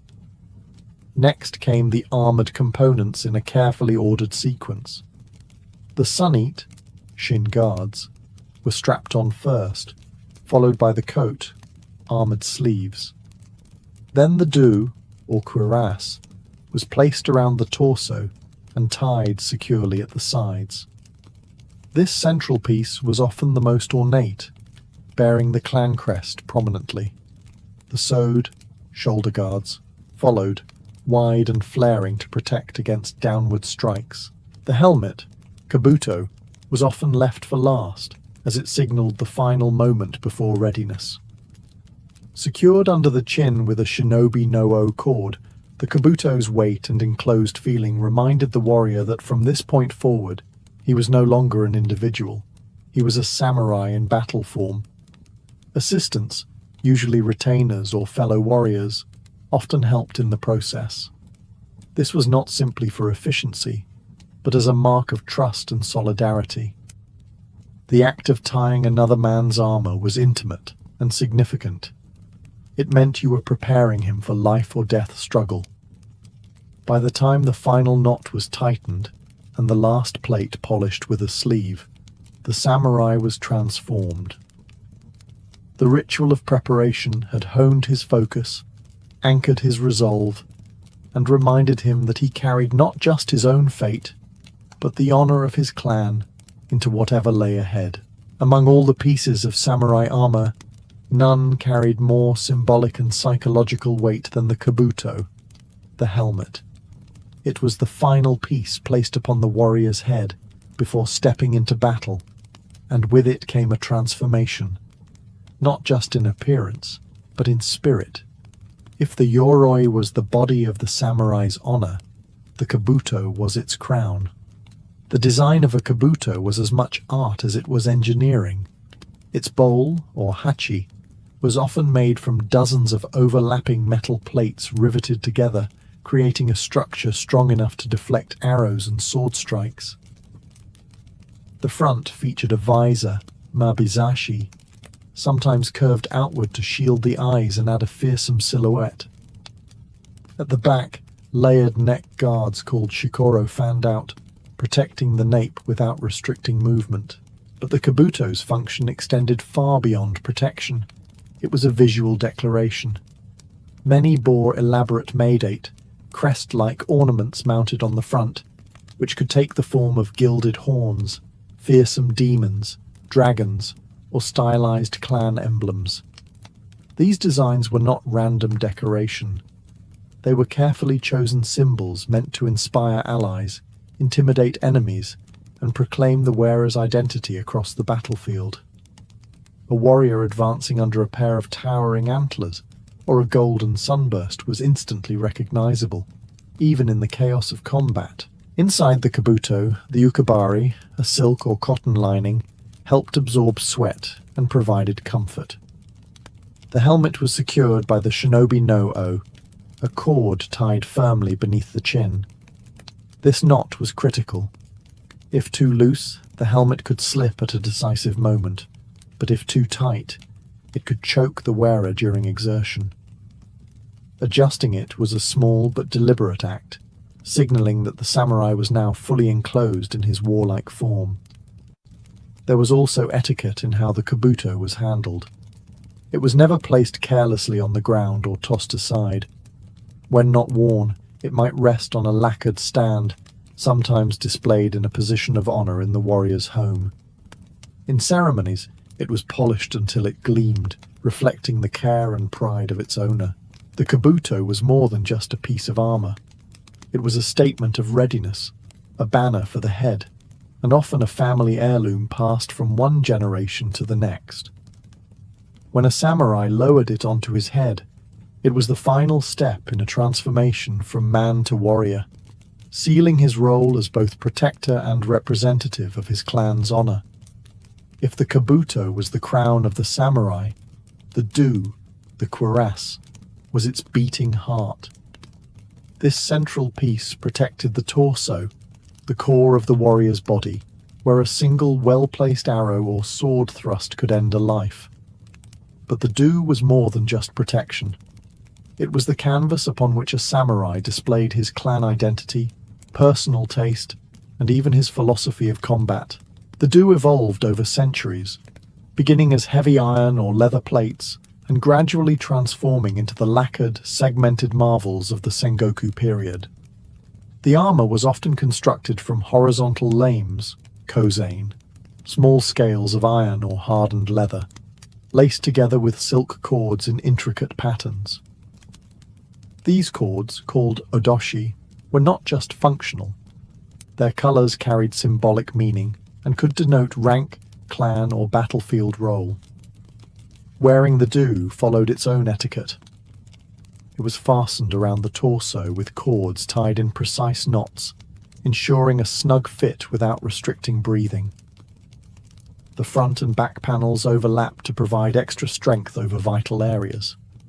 A well-fitted do allowed the samurai to twist, draw his bow, or wield his sword with minimal hindrance, a reminder that mobility was as important as protection.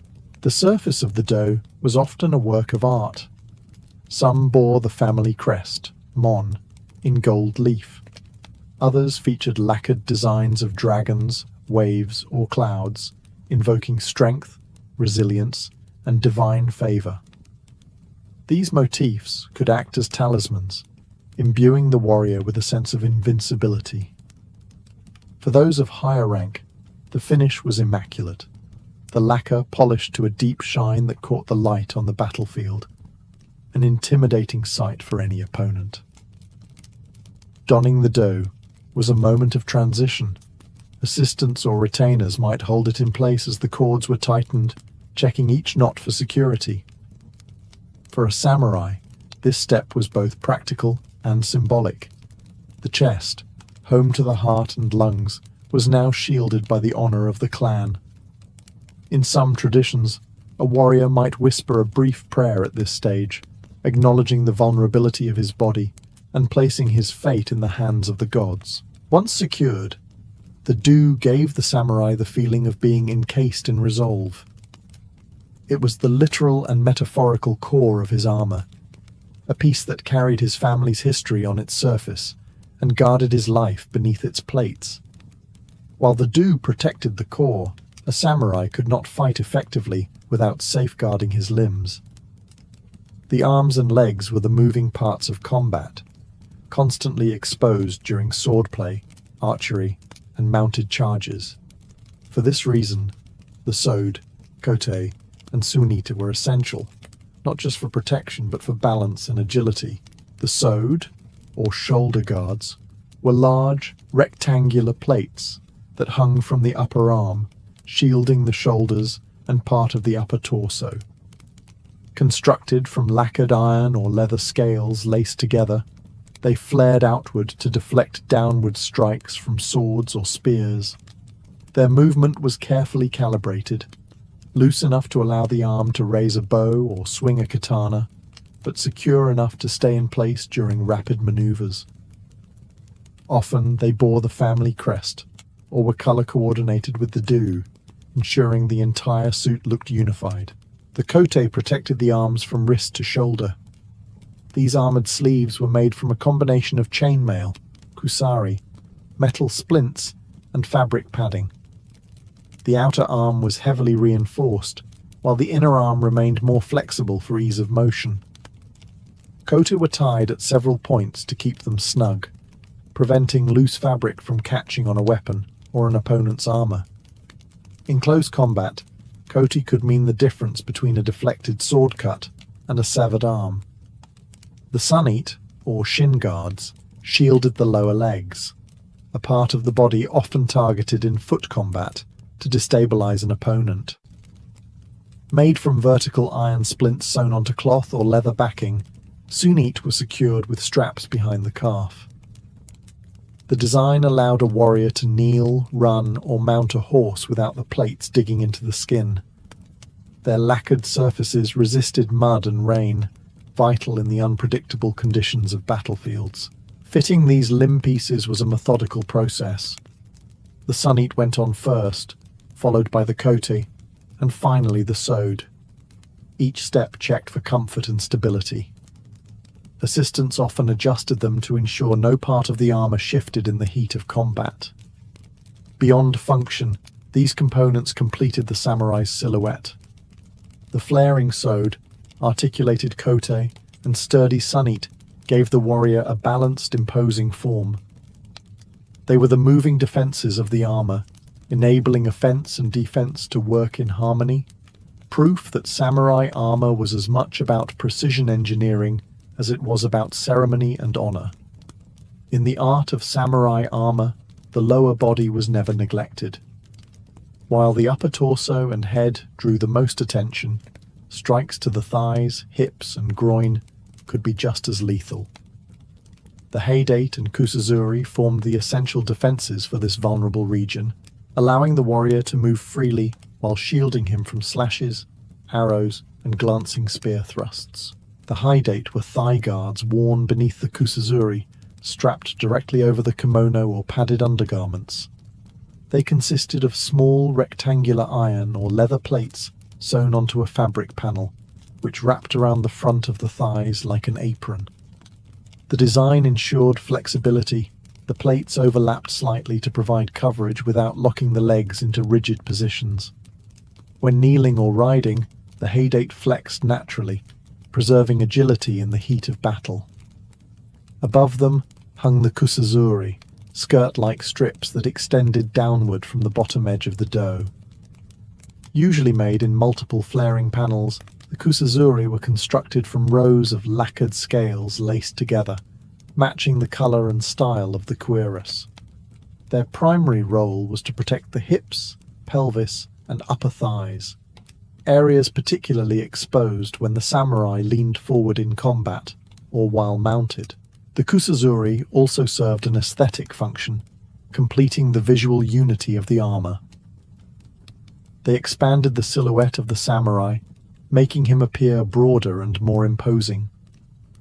The rhythmic sway of the panels as the warrior moved added to his presence, almost like the robes of a ceremonial dancer. Except these panels could deflect a sword blow. Fitting these pieces was part of the armor's careful ritual.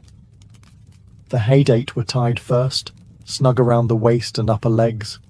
Then the kusazuri, already attached to the do, were adjusted to hang evenly. The spacing between the panels was crucial. Too tight, and the panels would hinder leg movement. Too loose, and they might leave dangerous gaps in protection. Symbolically, these lower body defenses represented steadfastness and stability. Just as a building relied on a strong foundation, a samurai relied on his lower body for power in strikes, balance in stances, and endurance in long battles. Protecting it was both a practical necessity and a metaphor for protecting the base of one's strength. Together, the haidate and kusazuri turned vulnerable flesh into a fortified base, enabling the samurai to move with confidence, knowing that every step forward was supported by both engineering and tradition. A samurai's armor might have been built from steel, leather, and lacquer, but it was the cords and belts that held the entire ensemble together. Without them, the suit would be nothing more than a scattered pile of plates. The obi, the broad belt, and the network of himo, armor cords, were the hidden lifelines of yoroi, binding not only its parts but also the warrior's sense of order, discipline, and composure. The obi was the foundation. Worn snugly around the waist, it supported the weight of the swords and sometimes even bore part of the armor's load. Made from thickly woven silk or cotton, the obi was strong, yet flexible, able to be tightened or loosened quickly as needed. When donning armor, it was usually tied first, ensuring a stable base before adding heavier components like the do and kusazuri. The obi also positioned the swords correctly, katana edge up on one side, wakizashi or tanto on the other, so that drawing them was fluid even under the encumbrance of armor. The himo, or armor cords, were more intricate. These silk laces threaded through small holes in the plates, binding components together in a system both functional and decorative. The pattern and color of the lacing could identify a clan or indicate rank, but the practical role was paramount. These cords kept armor sections articulated and secure during combat. Tying them was an art. Assistants often helped weave and knot the cords, ensuring each section sat precisely where it should. A poorly tied knot could mean disaster in battle, a loose sewed flapping at the wrong moment, a shifting do that exposed the ribs. For this reason, tying armor was done with the same seriousness as sharpening a blade. Knots themselves carried etiquette. Certain ties were meant to be easily undone for quick removal after battle, while others were locked tightly for maximum security. Samurai trained to know the difference, both for their own armor and when assisting comrades. Symbolically, these bindings represented unity between armor pieces, between warrior and clan, and between the physical and spiritual preparation for battle. A fully laced suit was a complete whole, just as the samurai's body, mind, and purpose were aligned once he was ready to fight. In the end, the cords and belt were more than practical fasteners. They were the invisible threads that turned separate parts into a living suit of honor, holding together not just the armor, but the warrior's readiness to step onto the battlefield. For a samurai, armor was not merely equipment. It was an heirloom, a companion, and often a sacred object. To neglect it was to dishonor oneself and one's ancestors. Just as a blade required constant sharpening, armor demanded regular care to keep it battle-ready and worthy of the warrior who wore it. After combat or training, the armor was carefully dismantled piece by piece. Each component, kabuto, do, sode, kote, haidate, sunita, was inspected for damage. dents in metal plates were hammered out by skilled armorers, while frayed cords were replaced with new silk lacing, often dyed to match the original color. Any chips in the lacquer were touched up, both to preserve the armor's appearance and to protect it from rust. Moisture was the armor's greatest enemy. After a rainy campaign or a humid summer battle, every plate was wiped dry, and the cords aired to prevent mold. Armor was often stored in a dry chest, sometimes lined with rice straw to absorb humidity. The kabuto might be displayed on a lacquered stand, but it was always covered with a cloth to shield it from dust and sunlight.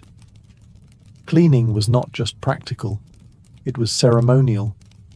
Some samurai treated the process as a form of meditation, taking the time to reflect on the battle just fought and to prepare mentally for the next. The slow rhythm of untying cords, wiping lacquer, and folding garments became a way of transitioning from the heightened state of combat back to the stillness of everyday life.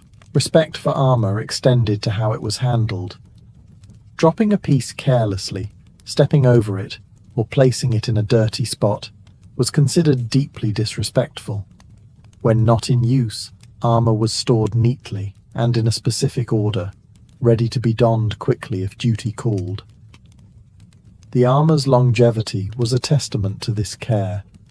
Well-maintained suits could be passed down for generations, each layer of lacquer and every repaired plate telling the story of past battles. Some samurai even inscribed small messages or prayers inside their armor, knowing that one day their descendants might wear it. In this way, maintenance was not just about preserving a tool of war. It was about honoring a living symbol of duty, loyalty, and family heritage. To tend one's armor was to tend one's honor, ensuring that when the time came to wear it again, it would be as ready as the warrior himself. If putting on armor was a ritual of transformation, removing it was a ritual of return. For the samurai, taking off yoroi was never done casually. It marked the end of a period in which he had been more than just a man. He had been the embodiment of his clan's honor, a living weapon, and a guardian of his lord's will. The process began with stillness. After battle or duty, a samurai would stand or kneel as assistants untied the cords, starting from the outermost pieces. The sode and kusazuri were usually removed first, their silk laces loosened with deliberate care to avoid tangling. The clatter of lacquered plates hitting one another was the soundtrack of a warrior shedding his martial shell. The kabuto came next, lifted slowly from the head and placed respectfully on a stand or wrapped in cloth. Removing the helmet was symbolic. It marked the moment when the warrior's mind could lower its guard. For many, the feeling of air on sweat-damp hair was as much an emotional release as a physical one. The do, being the heart of the armor, was often taken off last among the major plates.